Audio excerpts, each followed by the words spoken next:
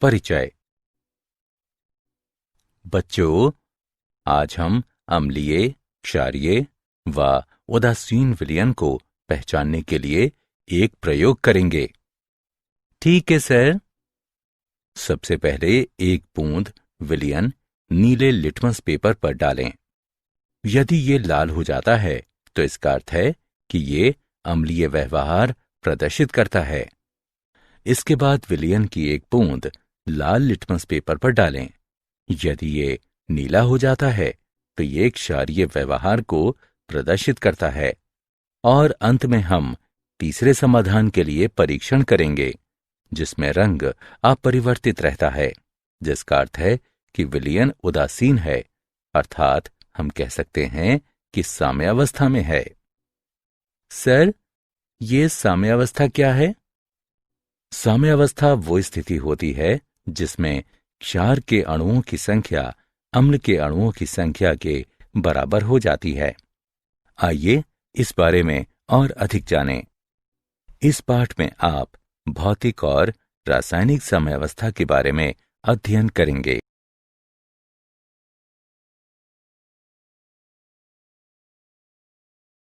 उद्देश्य। इस पाठ के अंत में आप निम्न करने में सक्षम हो जाएंगे। विलयन में आयनीय साम्यावस्था का वर्णन करना, अम्ल, क्षार व लवण की अवधारणा की चर्चा करना, पीएच स्केल का वर्णन करना, अम्ल शक्ति को प्रभावित करने वाले कारकों की चर्चा करना, लवणों के जल अपघटन और उनके विलयन के पीएच की चर्चा करना, बफर विलयन का वर्णन करना, विलेयता गुणनफल स्थिरांक को परिभाषित करना।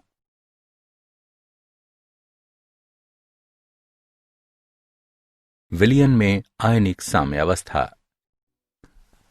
सोडियम क्लोराइड जैसे पदार्थ का जलीय विलयन सल्फ्यूरिक अम्ल इत्यादि में से विद्युत का प्रवाह होता है, जबकि शर्करा, यूरिया इत्यादि के जलीय विलयन में से विद्युत का प्रवाह नहीं होता है।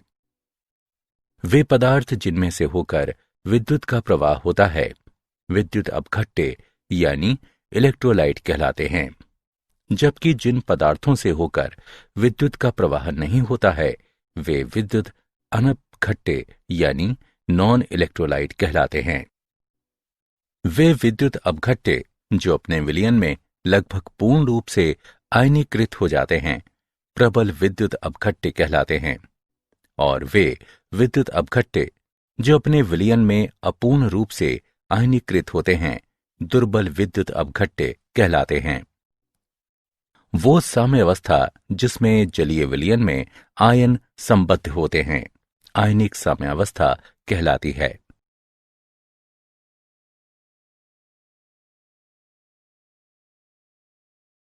अम्ल, क्षार व लवण। विद्युत अपघट्य अम्ल, क्षार व लवण कुछ भी हो सकते हैं।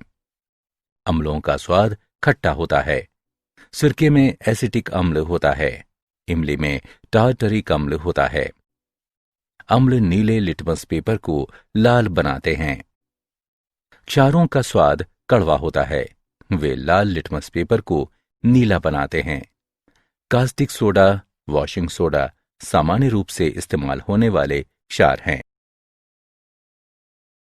अम्ल, क्षार व लवण। अम्लों व क्षारों की अरेनियस अवधारणा। अम्ल वह पदार्थ है जो जल में मिलाए जाने पर H+ आयनों की सांद्रता में वृद्धि करता है, जबकि क्षार वह पदार्थ है जो जल में मिलाए जाने पर OH- आयनों की सांद्रता में वृद्धि करता है। HCl और HNO3 जैसे अम्ल जो कि जलीय विलयन में लगभग पूर्ण रूप से आयनीकृत हो जाते हैं प्रबल अम्ल कहलाते हैं, जबकि CH3, COOH जैसे अम्ल जो पूर्ण रूप से आयनीकृत नहीं होते हैं दुर्बल अम्ल कहलाते हैं। इसी प्रकार जो क्षार जलीय विलयन में लगभग पूर्ण रूप से आयनीकृत हो जाते हैं प्रबल क्षार कहलाते हैं, जैसे NaOH और KOH। NH4OH जैसे क्षार जो कि आंशिक रूप से आयनीकृत होते हैं दुर्बल क्षार कहलाते हैं।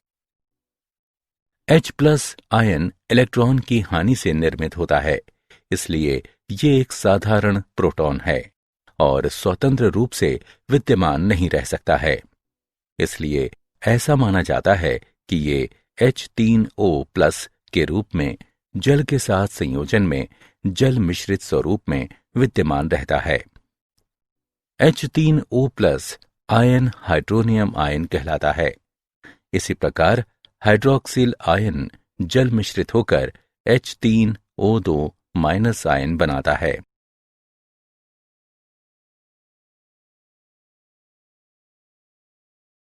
ब्रोंस्टेड, लॉरी अम्ल एवं क्षार। उनके अनुसार अम्ल वो पदार्थ है जो प्रोटॉन प्रदान कर सकता है। क्षार वो पदार्थ है जो प्रोटॉन प्राप्त कर सकता है।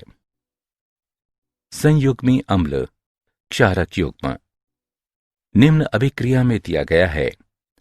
अग्रवर्ती अभिक्रिया में जल एक प्रोटॉन अमोनिया यानी क्षार को प्रदान करता है और अम्ल के रूप में कार्य करता है। पश्चिमवर्ती अभिक्रिया में NH4+ आयन एक प्रोटॉन OH- आयन यानी क्षार को देता है और अम्ल के रूप में कार्य करता है। अम्ल द्वारा प्रोटॉन त्यागने से बना हुआ क्षार अम्ल का संयुग्मी क्षार कहलाता है, जबकि क्षार द्वारा प्रोटॉन प्राप्त करने से बना अम्ल क्षार का संयुग्मी अम्ल कहलाता है। उदाहरण में OH- H2O का संयुग्मी क्षार है और NH4+ NH3 का संयुग्मी अम्ल है। अम्ल क्षारक युग्म जैसे कि H2O/OH- और NH4+/NH3 जिनका निर्माण प्रोटॉन की हानि या प्राप्ति से होता है, संयुग्मी अम्ल क्षारक युग्म कहलाते हैं।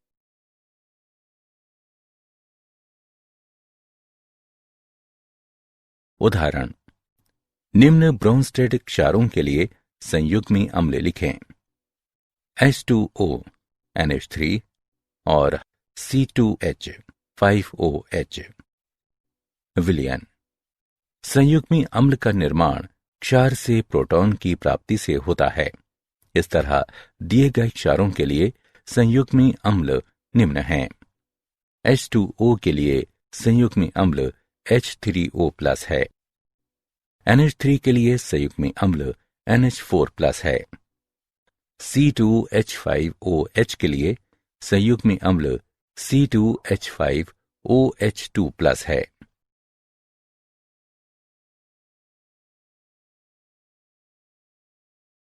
लेविस अम्ल एवं क्षार। लेविस की अवधारणा के अनुसार अम्ल वो पदार्थ है जो इलेक्ट्रॉनों के युग्म को ग्रहण कर सकता है। क्षार वो पदार्थ है जो इलेक्ट्रॉनों के युग्म को प्रदान कर सकता है। उदाहरण के लिए अभिक्रिया में BF3 अम्ल के रूप में कार्य करता है।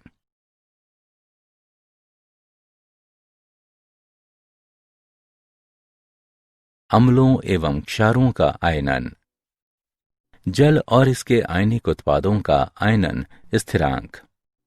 शुद्ध जल एक दुर्बल विद्युत अपघट्य है और समीकरण के अनुसार आयनीकृत होता है, अथवा सामान्य रूप से इस तरह से लिखा जाता है, जिसके लिए आयनन स्थिरांक निम्न के द्वारा निरूपित किया जाता है।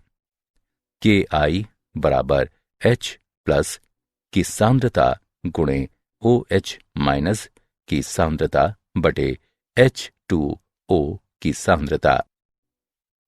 चूंकि जल आंशिक रूप से आयनीकृत है, इसकी ज्ञात होने वाली सांद्रता आंशिक रूप से आयनीकृत होगी। इसकी सांद्रता आयनन स्थिरांक Ki के साथ संयोजित हो सकती है और एक नया स्थिरांक देती है, जो जल का आयनिक गुणनफल Kw कहलाता है।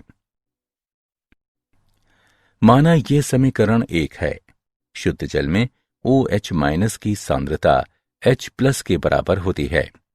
इसलिए 25 डिग्री सेल्सियस पर जल में H+ का मान ज्ञात किया जाना है। इस तरह 25 डिग्री सेल्सियस पर आयनिक गुणनफल का मान बराबर है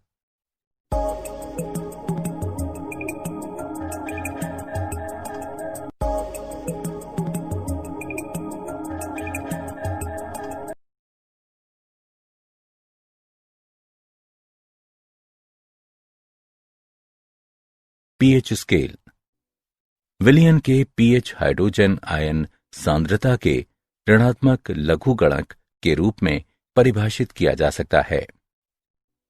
25 डिग्री सेल्सियस पर उदासीन जल के लिए pH बराबर -log 1.0 गुणे 10 की घात -7 जो कि 7 के बराबर है।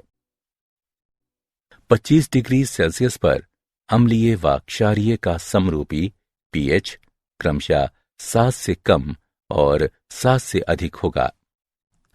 हम pOH स्केल को हाइड्रोक्सिल आयन सांद्रता के ऋणात्मक लघुगणक के रूप में परिभाषित कर सकते हैं। pH तथा pOH दोनों एक दूसरे से निम्न समीकरण के द्वारा संबद्ध हैं। pH प्लस pOH बराबर pKw। pKw का मान 25 डिग्री सेल्सियस पर 14 है। pKw हाइड्रोजन और हाइड्रोक्सिल आयनों की आपेक्षिक सांद्रता को नियंत्रित करता है क्योंकि उनका गुणनफल स्थिर रहता है।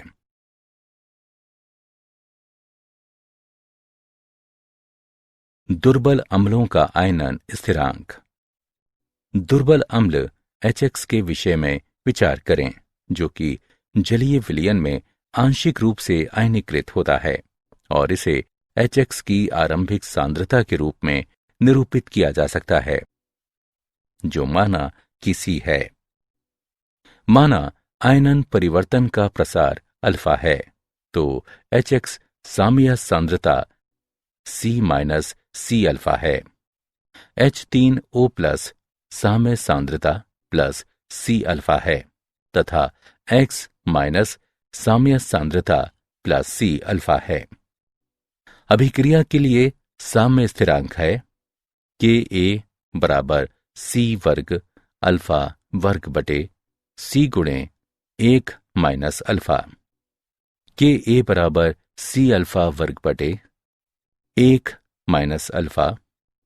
Ka को अम्ल HX का वियोजन या आयनन स्थिरांक कहा जाता है। इसे मोलर सांद्रता के रूप में निरूपित किया जा सकता है। हाइड्रोजन आयन सांद्रता का pH स्केल प्राप्त करने के लिए विस्तारित किया जा सकता है। दुर्बल क्षारों का आयनन। दुर्बल क्षार XOH के आयनन को इस प्रकार निरूपित किया जा सकता है। क्षार के आयनन के लिए साम्य स्थिरांक को Kb द्वारा निरूपित किया जा सकता है और ये क्षार आयनन स्थिरांक कहलाता है। इसे निम्न रूप में दर्शाया जाता है। यदि आरंभिक सांद्रता C है और क्षार के आयनन की मात्रा अल्फा है तो साम्य स्थिरांक को निम्न रूप में लिखा जा सकता है Kb बराबर C अल्फा वर्ग बटे 1 - अल्फा। हाइड्रोजन आयन सांद्रता का pH स्केल प्राप्त करने के लिए विस्तारित किया जा सकता है।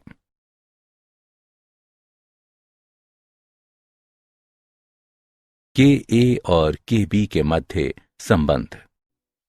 अभिक्रिया के लिए साम्य स्थिरांक एकल अभिक्रियाओं का गुणनफल होता है।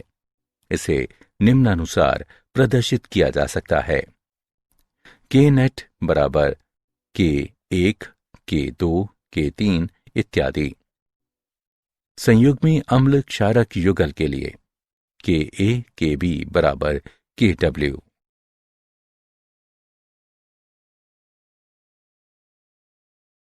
द्वि तथा बहुक्षार की अम्ल एवं द्वि तथा बहुअम्लीय क्षार।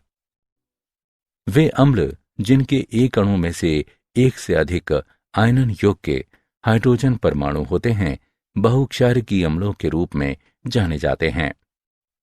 द्विक्षारकीय अम्ल H2M के लिए माना ये अभिक्रिया 1 है, माना ये अभिक्रिया 2 है।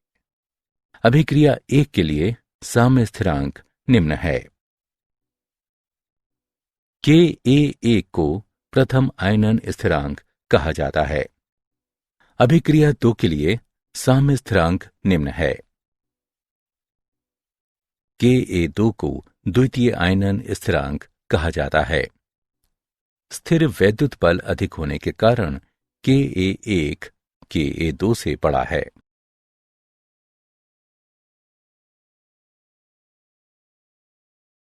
अम्ल सामर्थ्य को प्रभावित करने वाले कारक।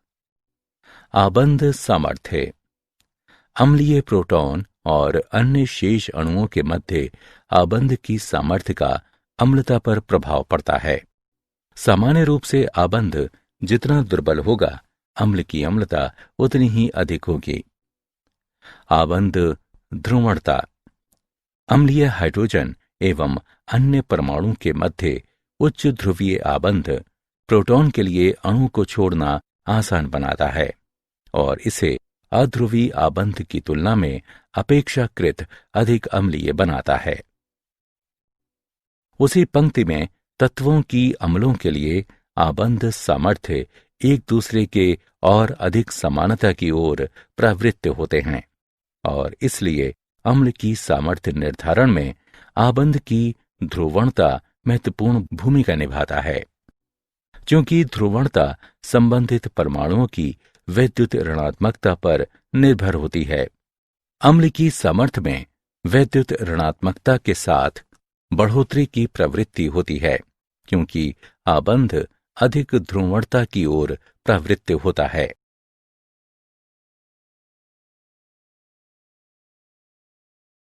अम्लों एवं क्षारों के आयनन में उभयनिष्ठ आयन प्रभाव। उभयनिष्ठ आयन प्रभाव किसी आयनिक साम्य में वो विस्थापन है जो किसी ऐसे विलय के मिलाए जाने के कारण है जो वो आयन प्रदान करता है जो साम्यावस्था में भूमिका निभाता है। एसिटिक अम्ल HC2H3O2 पर विचार करें। यदि हम इस विलयन में जलीय HCl मिलाएं, हम जानते हैं जलीय HCl प्रबल अम्ल है। ये जलीय HCl आयन प्रदान करता है जो एसिटिक अम्ल आयनन के लिए समीकरण में दाएं पक्ष में उपस्थित है। ली चैटेलियर के सिद्धांत के अनुसार साम्य संयोजन बाईं ओर स्थानांतरित हो जाएगा। एसिटिक अम्ल के आयनन की मात्रा में एक प्रबल अम्ल के मिलाए जाने पर कमी आती है। एसिटिक अम्ल के आयनन में जलीय HCl द्वारा ये कमी उभयनिष्ठ आयन प्रभाव का एक उदाहरण है। लवणों का जलापघटन तथा उनके विलयनों का pH। जलापघटन वह प्रक्रिया है जिसमें जल लवण से अभिक्रिया करके अम्ल एवं क्षार बनाता है। दुर्बल अम्ल एवं प्रबल क्षार वाला लवण। लवण MX का जलापघटन इस प्रकार का है। MX के विलयन में प्रबल क्षार MOH का पूर्ण वियोजन होता है, जबकि दुर्बल अम्ल HX लगभग अवियोजित रहता है। इस प्रकार के विलयन का pH 7 से अधिक होता है। लवणों का जलापघटन एवं उनके विलयनों का pH। प्रबल अम्ल एवं दुर्बल क्षार का लवण। लवण MX का जलापघटन इस प्रकार का है। MX के विलयन में प्रबल अम्ल HX का पूर्ण वियोजन होता है, जबकि दुर्बल क्षार MOH लगभग अवियोजित रहता है। इस प्रकार के विलयन में pH 7 से कम होता है। दुर्बल अम्ल एवं प्रबल क्षार वाला लवण। लवण MX का जलापघटन इस प्रकार का है।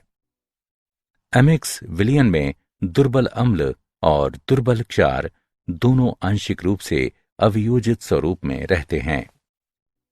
इस प्रकार के विलयन का पीएच निम्न है। पीएच बराबर 7 + 1/2 गुणे pKa माइनस pKb। यदि pKa माइनस pKb का मान pH 7 से अधिक है व धनात्मक है, और यदि pKa माइनस pKb का मान pH 7 की अपेक्षा कम है व ऋणात्मक है।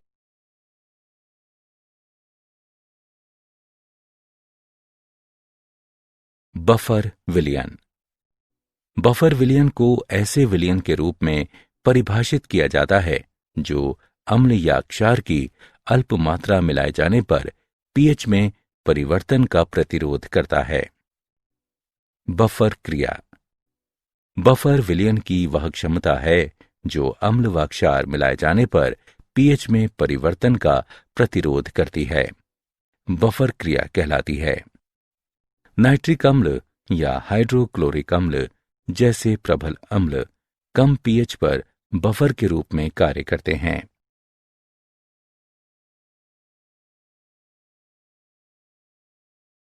अल्प विलय लवणों की विलयता साम्य। किसी विलयन में विलयता लवण की लैटिस एंथैल्पी यानी पूर्णोष्म तथा आयनों की विलायक योजन एंथैल्पी पर निर्भर करती है। विलयता गुणनफल स्थिरांक। किसी अल्प विलय लवण के लिए जो साम्यावस्था स्थापित करने के लिए वियोजित होता है। विलयता गुणनफल स्थिरांक को निम्न रूप में परिभाषित किया जा सकता है। इलेक्ट्रोलाइट सूत्र में जहां Ay+ व Bx- संबंधित धनात्मक एवं ऋणात्मक आयनों को निर्दिष्ट करते हैं और X व Y इन आयनों की संख्या को निरूपित करते हैं। इसलिए दिए गए तापमान पर किसी अल्प विलय लवण के विलयता गुणनफल को संतृप्त विलयन में इसके आयनों की सांद्रता का गुणनफल के रूप में परिभाषित किया जा सकता है, जिसमें प्रत्येक सांद्रता पद की घात विद्युत अपघटनों के वियोजन को प्रदर्शित करने वाले समीकरण में आने वाले आयनों की संख्या की आवृत्ति के बराबर होती है। लवण की विलयता ज्ञात होने पर इसके विलयता गुणनफल की गणना की जा सकती है। उदाहरण के लिए मान लें AB लवण है। किसी विशिष्ट तापमान पर इसकी विलयता S मोल प्रति लीटर है। लवण के S के मोल आयनीकृत होकर A+ के S मोल तथा B- के S मोल देते हैं। KSP बराबर है A+ की सांद्रता गुणे B- की सांद्रता के, जो कि बराबर है S गुणे S यानी S वर्ग के।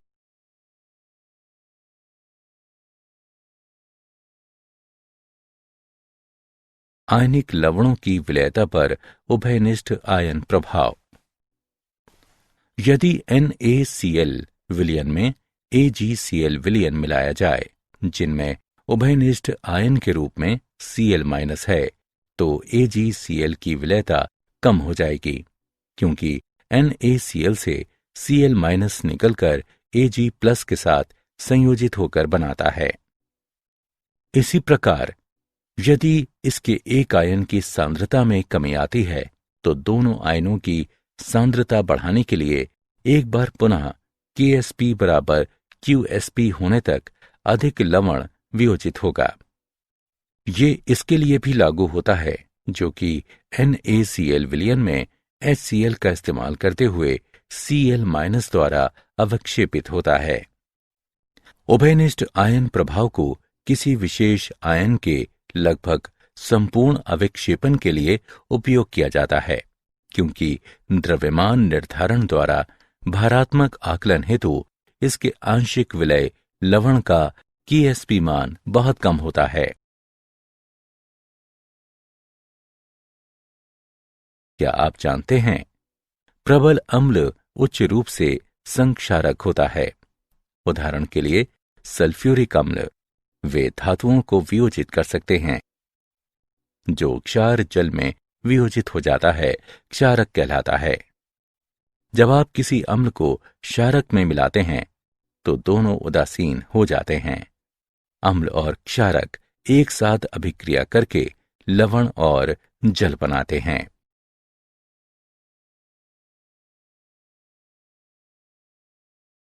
सारांश। आइए हमने जो कुछ सीखा है उसे संक्षेप में दोहराएं। वह साम्य जिसके जलीय विलयन में आयन सम्मिलित होते हैं आयनिक साम्य कहलाता है। अरेरियस के अनुसार अम्ल वो पदार्थ है जिसे जल में मिलाने पर H+ आयनों की सांद्रता में बढ़ोतरी होती है, जबकि क्षार वो पदार्थ है जिसे जल में मिलाने पर OH- आयनों की सांद्रता में बढ़ोतरी होती है। बोन्स्टेड एवं लॉरी के अनुसार अम्ल वो पदार्थ है जो एक प्रोटॉन प्रदान कर सकता है। क्षार वो पदार्थ है जो एक प्रोटॉन ग्रहण कर सकता है। वह क्षार जो अम्ल द्वारा त्यागे गए प्रोटॉन के कारण बनता है अम्ल का संयुग्मी क्षार कहलाता है, जबकि वो अम्ल जो क्षार द्वारा ग्रहण किए गए प्रोटॉन के कारण बनता है क्षार का संयुग्मी अम्ल कहलाता है। लेविस के अनुसार अम्ल वो पदार्थ है जो इलेक्ट्रॉनों के युग्म को ग्रहण कर सकता है। क्षार वो पदार्थ है जो इलेक्ट्रॉनों के युग्म को प्रदान कर सकता है।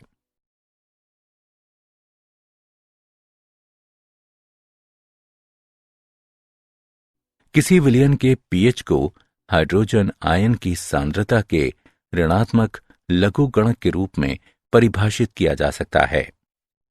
जलापघटन वह प्रक्रम है जिसमें जल लवण के साथ अभिक्रिया करके अम्ल और क्षार बनाता है। बफर विलयन को उस विलयन के रूप में परिभाषित किया जा सकता है जो अल्प मात्रा में अम्ल या क्षार मिलाए जाने पर pH में परिवर्तन का विरोध करता है। दिए गए तापमान पर किसी अल्प विलय लवण के विलयता गुणनफल को संतृप्त विलयन में इसके आयनों की सांद्रता का गुणनफल के रूप में परिभाषित किया जा सकता है, जिसमें प्रत्येक सांद्रता पद की घात विद्युत अपघटनों के वियोजन को प्रदर्शित करने वाले समीकरण में आने वाले आयनों की संख्या की आवृत्ति के बराबर होती है।